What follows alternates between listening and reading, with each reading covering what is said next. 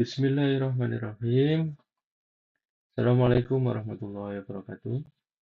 Pertama-tama kita panjatkan puja dan puji syukur kepada Allah Subhanahu wa taala atas berkat rahmat taufik dan hidayahnya bisa diberikan kenikmatan berupa kesehatan dan segala kenikmatan yang menyertainya serta sholawat serta salam tetap tercurahkan pada junjungan kita Nabi besar Muhammad SAW.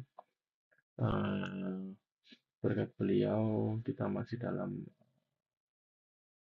naungan agama Islam dan kita eh, masih eh, terus berharap akan syafaat beliau nanti di perhitungan kehidupan kita di dunia sehingga kita bisa masuk dalam surga yang wasiat ta'ala amin.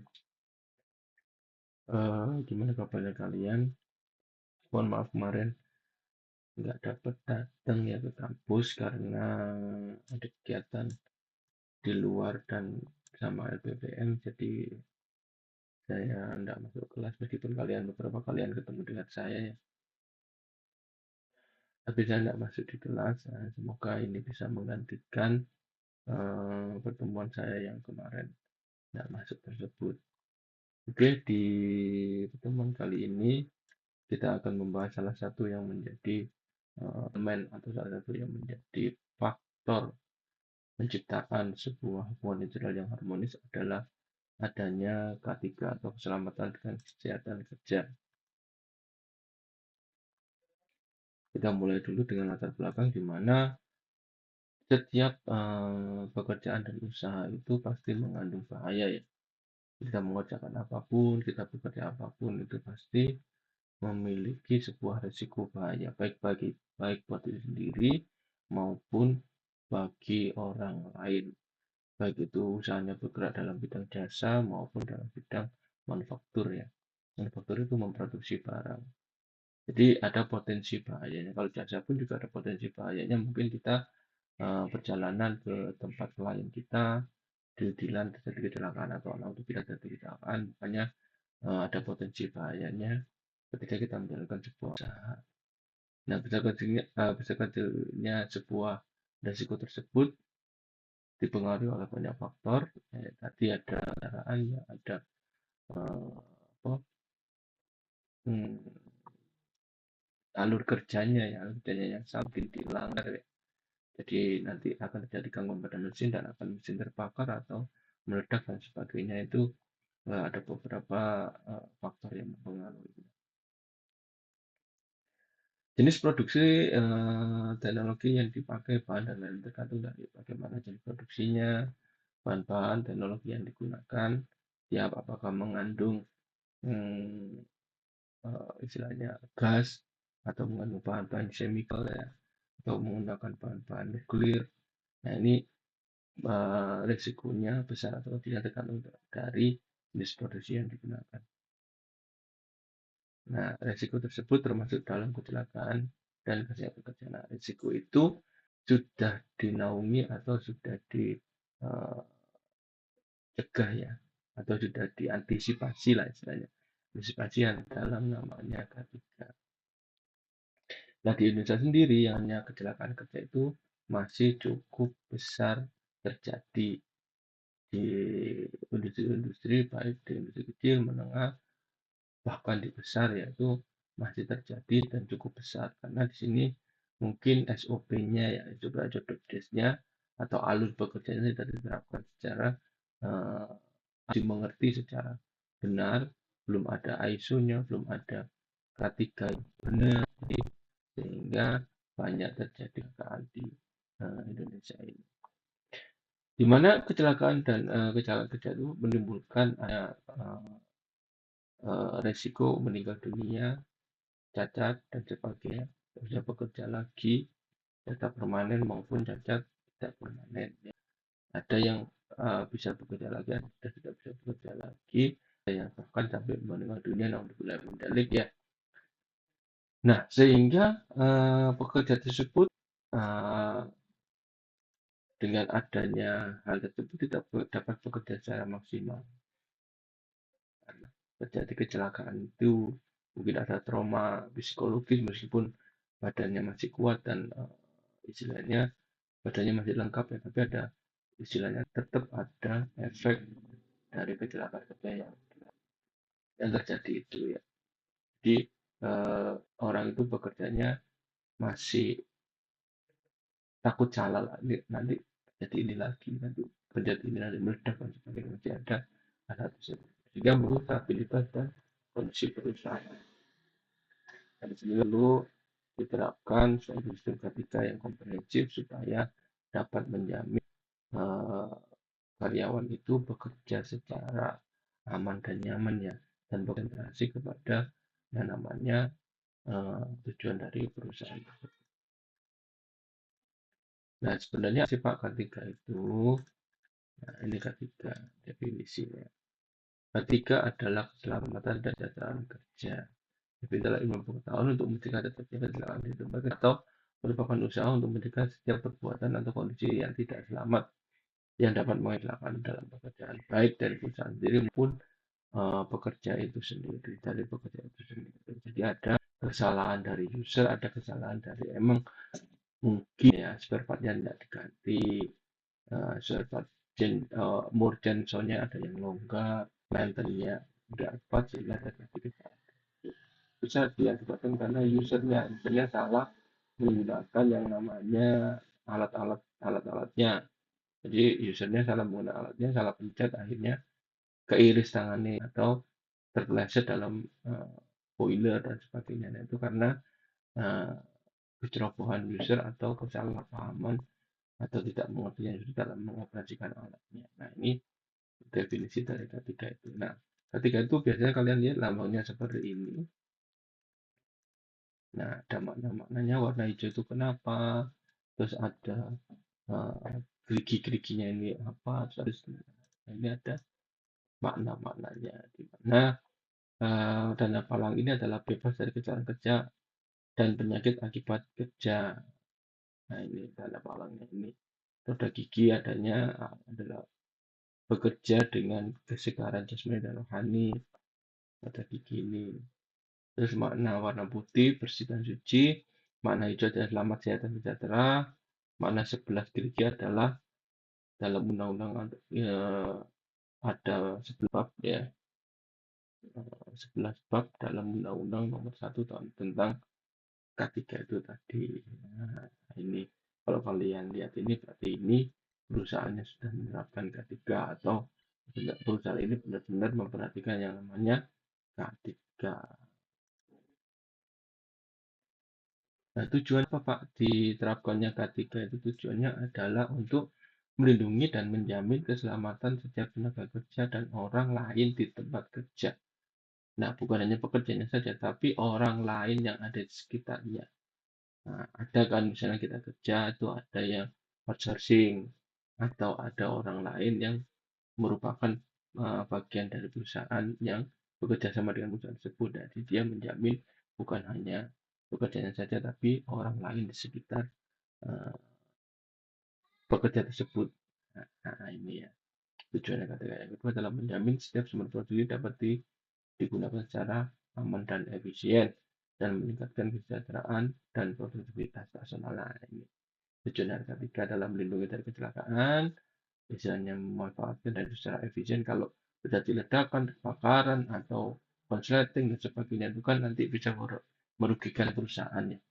Dan perusahaan itu nanti akan banyak recovery, banyak bahan recovery itu hanya membuat perusahaan menjadi baik seperti sedia kala itu kan perlu recovery ya, banyak yang perlu diganti soalnya sumber daya alamnya, sumber daya produksinya terpakai banyak ya, yang kebakar, ada yang mesinnya rusak atau hancur, yang harus diganti lagi sumber produksinya, nanti akan semakin bertambah karena adanya recovery tadi. Nah, itu terus meningkatkan jelas kesejahteraan dan produktivitas nasional ini berkaitan dengan kesejahteraan dan produktivitas perusahaan itu sendiri. Kalau dia nyaman pekerjaannya, kalau dia senang bekerjanya, tidak tidak terganggu, terus adanya ini bahaya nggak ya, ini nanti atapnya rubuh nggak ya, ini nanti mesinnya meledak nggak ya. Nah ini nanti bisa terhapus karena adanya pasti selalu karena sudah dijamin adanya K3. Nah ini tidak tujuan dari K3 tersebut. Ini faktor-faktor penyebab kecelakaan kerja, yaitu penyebab dasar, kurangnya prosedur atau aturan, kurangnya sarana, kurangnya kesadaran, dan kurangnya kepatuhan. Jadi ya namanya pekerja itu kan kadang-kadang ada yang bandel ya, dibongkar A, dilaksanakan setengah A. Jadi itu 34-nya A nggak dilaksanakan secara ada titik kurangnya kepatuhan. Kurangnya kesadaran, sudah tahu itu berbahaya tapi nggak sadar. Dengan sarannya kurang, mungkin belum ada APAR, alat pemadam kebakaran itu yang kecil sedikit, terus itu nggak ada jalur evakuasi, ini menyebabkan kurangnya sarana, kurangnya prosedur, aturannya nggak ada. Kalau eh, misalnya kalau sudah terjadi gangguan mesin, misalnya ada lampunya, misalnya lampunya merah kelap-kelip berarti mesinnya rusak. Tapi kalau eh, orang itu tidak ada itu, apa-apa wis prosedurnya diabaikan aja. Nah ini yang akan menyebabkan kecelakaan kerja. Penyebab tidak langsungnya ada penyebab pekerjaannya dan ada faktor pribadi. Penyebab langsungnya tindakan tidak aman dan kondisi tidak aman. Tindakan yang tidak aman dan kondisi yang tidak aman. Kecelakaan kerja, kontak dengan bahaya dan kegagalan fungsi, kerugiannya bisa cedera, keracunan, cacat, kematian, dan lain sebagainya. Mesin, alat, atau kerusakan alat, material tercemar, rusak, produk gagal, lingkungan juga tercemar, rusak, dan bencana alam. Ya kan kalau misalnya bedroom misalnya, naudzubillah min dzalik, bedroom meledak itu kan seluruh Gresik itu kan hancur lebur ya misalnya, karena yang namanya Petrokimia itu perusahaannya mengelilingi Gresik. Jadi kalau si Petro naudzubillah min dzalik meledak berarti ya seluruh mata air tercemar, seluruh air tercemar, dan bisa menyebabkan bencana alam bahkan karena ledakan yang begitu besar misalnya. Contohnya seperti itu. Ini macam-macam kecelakaan kejam, terjadinya kecelakaan, bisa terjatuh, tertimpa, tertubruk, dan sebagainya. Menurut penyebabnya ada mesin dan alat angkut, mesin pembangkit tenaga listrik, mesin penggergaji kayu, dan sebagainya. Mesin boiler ya, boiler itu eh, penguapan, misalnya ada yang boiler yang untuk memasak kayu biar kayunya lebih matang dan sebagainya. Nah ini bisa menyebabkan kecelakaan. Alat angkut misalnya eh, mobil, truk, ada forklift ya, eh, dan alat-alat angkut yang lainnya. Ini bisa menyebabkan terjadinya kecelakaan. Bahan-bahannya dan lingkungan ya, lingkungannya ini, dan lingkungan dan bahan-bahan eh, yang berradiasi, yang memiliki radiasi, bahan peledak, gas, zat kimia, dan sebagainya. Menurut luka dan bayangan pada tulang, dislokasi, relang, dan sebagainya, sampai pengaruh radiasi, keracunan mendadak, geger otak, remut, dan sebagainya. Iya, kalau ketibannya cuma kayu, kalau ketibannya beton kan bisa remuk ya, bisa geger otak juga ya. Nah, menurut letak kelainan dan luka tubuh, ada kepala, leher, badan, anggota atas, anggota bawah, semuanya banyak tempat ya, letak lain dan tidak dalam koleksi tersebut.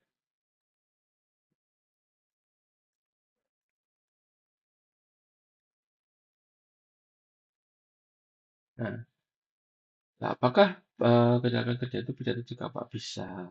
Nah, ini ada identifikasi dan pengendalian bahaya di tempat kerja. Nah, ada identifikasi, terus pembinaan dan pengawasan sistem manajemennya diatur. Yang pertama ada identifikasi apa sih yang menyebabkan eh, terjadinya kecelakaan ini, apakah kondisinya ataukah tindakannya si karyawannya atau seperti apanya, itu diidentifikasi dan kemudian dulu, oh kalau di kondisi apa, mungkin pabriknya panas, mesinnya itu kalau kerja terus panas, maka dikasih AC misalnya biar dingin, biar tidak terjadi nanti kebakaran. Nah, tindakan tidak aman, tindakannya misalnya terlalu berani mengganti chainsaw misalnya. Nah, ini nanti bisa menyebabkan. Nah, ini harus ada pengendalian dan identifikasinya dulu. Pembinaan dan pengawasan, nah, ini ada pelatihan dan pendidikan, konseling dan konsultasi dan pengembangan sumber dayanya. Dikembangkan sumber dayanya biar ngerti, nah namanya K3 itu buat apa, terjadi kecelakaan itu gimana, dilatih, di apa, diberangkatkan, dinas luarkan untuk mengikuti pelatihan, terus pengembangan sumber daya ya, sumber dayanya ditingkatkan lah, mungkin dengan pendidikan atau dan sebagainya biar dia punya pengetahuan tentang K3 tersebut. Terus sistem manajemennya ada memperbaiki aturan penyediaan sarana prasarana dan penghargaan dan sanksi. Nah, ini penting kalau misalnya ada orang yang tersafety, pakai sepatu safety, ini ada dapat penghargaan, misalnya dapat Indomie, misalnya 1 dus. Nah, ini perlu dilakukan dalam sistem manajemennya eh, untuk pengendalian yang namanya pencegahan kejahatan tersebut. Nah, ini contoh-contoh dari alat pelindung tenaga kerja. Ada safety, kacamata safety, ada face shield ya, ada ini masker, masker yang biasa sama masker yang luar biasa ini untuk mencegah kalau terjadi keracunan. Ada sarung tangan panjang, ada sarung tangan biasa biar nggak ketuduk ya, ini ya biasanya ada gerigi-geriginya ini biar nggak ketuduk palu. Ada earpiece yang biasanya bekerja di penerbangan, di di mesin-mesin yang mempunyai suara keras misalnya. Ini itu namanya air plug, biar nggak mengganggu si gendang telinga ya, biar nggak pecah gendang telinganya. Ini ada APD, ada suatu safety yang boot, ada yang satu safety juga yang nggak boot ya. Nah, dalam K3 itu ada yang namanya manajemen K3. Bagaimana manajemen untuk pengembangan penerapan pencapaian, pengkajian, dan pemeliharaan kewajiban K3 dalam rangka pengendalian risiko berkaitan dengan kegiatan kerja agar tercipta tempat kerja yang aman dan efisien serta produktif. Jadi manajemen K3-nya harus di manajemen dengan untuk pengembangan, penerapan, pencapaian, pengkajian, dan pemeliharaan kewajiban dari K3 ini dengan tujuan untuk mengendalikan risiko yang berkaitan dengan kegiatan kerja. Nah, ini jadi harus di manajemen ini K3-nya biar bisa mengendalikan risiko yang berkaitan dengan kegiatan kerjaan. Nah, sistemnya itu dikenal dengan SMK3. Sistem manajemen K3 adalah bagian dari sistem manajemen perusahaan secara keseluruhan yang dibutuhkan bagi pengembangan penerapan pencapaian pengkajian dan pemeliharaan kewajiban K3 dalam rangka pengendalian risiko yang berkaitan dengan kegiatan kerja guna terciptanya tempat kerja yang aman, efektif, dan produktif. Ini ada SMK3, ini alurnya. Kebijakan K3, perencanaan, pelaksanaan, pemantauan, peninjauan, dan peningkatan berkelanjutan. Prinsip 2, prinsip 3, prinsip 4, prinsip 6, dan prinsip 5. Nah, prinsipnya K3 adalah penetapan kebijakan. Kebijakan apa yang harus diterapkan ketika itu nanti diumumkan. Misalnya K3-nya zero accident pada mesin ini misalnya.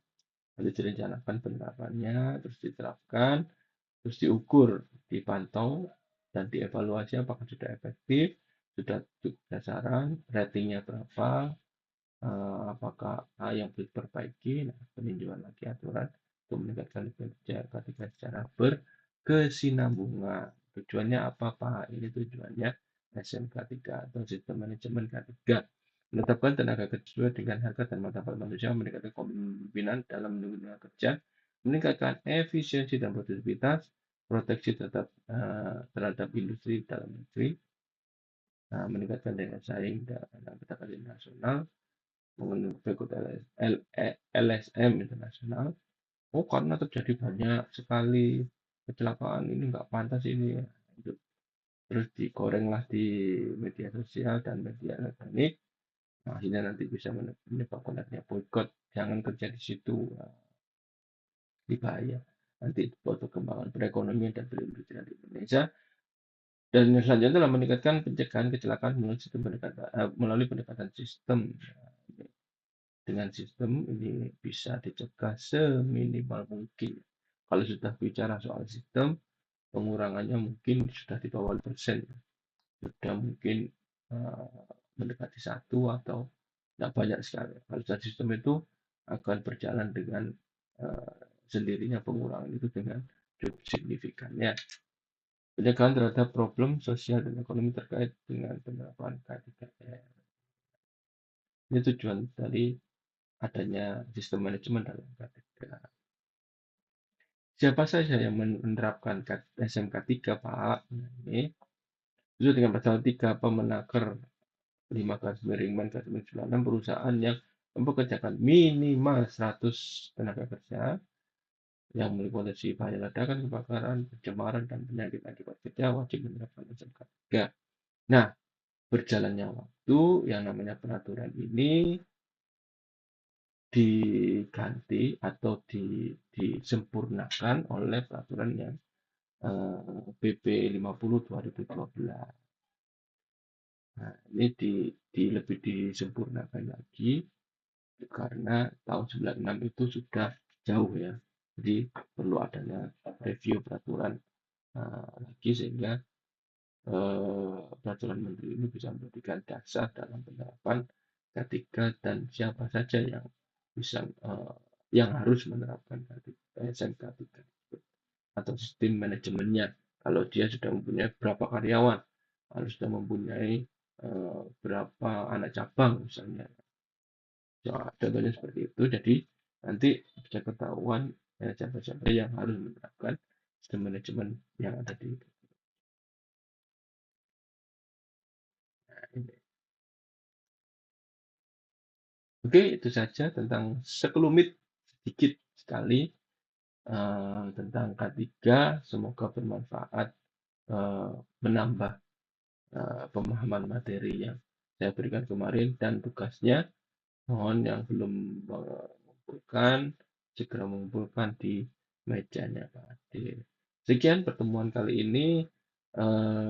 Kalau mau lebih dalam lagi, mau dibaca referensi yang berhubungan dengan ketiga, baik secara offline maupun secara online. Offline dari buku-buku referensi hubungan industrial, secara online bisa lewat e-book atau dan sebagainya ya, untuk menambah pemahaman terhadap materi. Oke, saya kira cukup sekian pertemuan kali ini. Ya, mohon maaf. Assalamualaikum warahmatullahi wabarakatuh.